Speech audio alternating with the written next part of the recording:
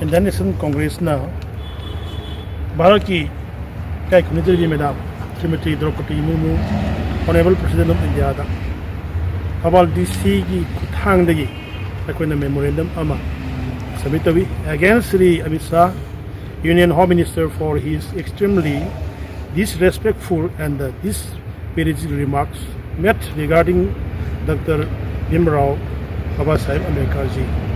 Asugumba wafam amakak thamibasi akoina hundramagar suba haid anniversary koi punna mangna barge nagari punna harau gadaba aduguma numit nadrida adugumba Bharat sigi Union Government sigi Home Minister Amit Shah na yamna phajadaba mawongda sakotaba mawongda democracy bu singnaba loinan dalit punna maki makok natana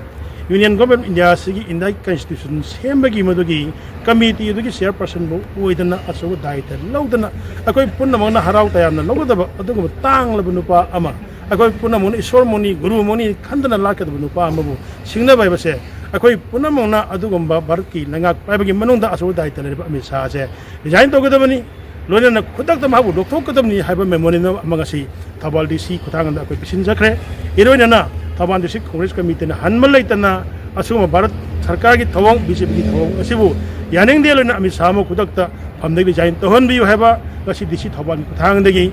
Bharat ki laiba Srimati Draupadi Murmu, Honorable President of India da ngasi memorandum se submit tawjaba.